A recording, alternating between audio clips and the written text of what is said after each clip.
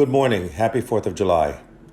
My family moved to this country in 1966 when I was 10. I know the decision to pull up roots from our homeland in Iraq and replant them in a place that was unfamiliar was not an easy one.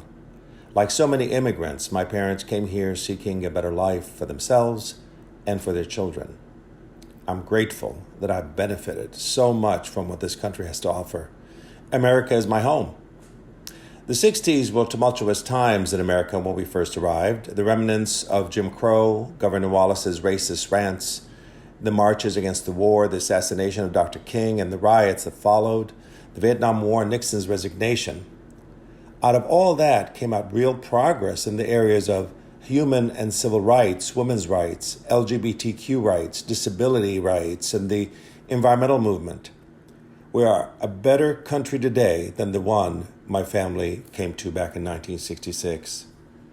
On this 4th of July, I want to reflect on how grateful I am to have the privilege to call myself an American and remind myself of the values this country aspires to. I will not stand by and watch those values being tossed aside and replaced with unfettered greed, wanton ignorance, and childish arrogance.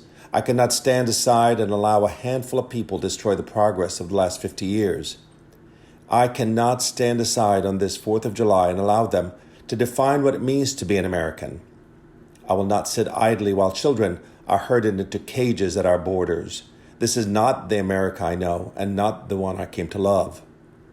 You know, us immigrants, we don't just get things done, but we're also the canaries in the coal mine, and we can smell fascism before most people who are born here.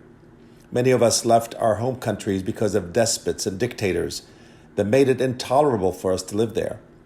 What we are witnessing today in America is eerily familiar.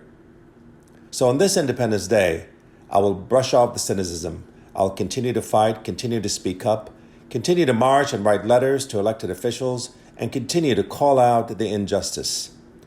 This experiment we call America is too important to concede. Happy 4th of July.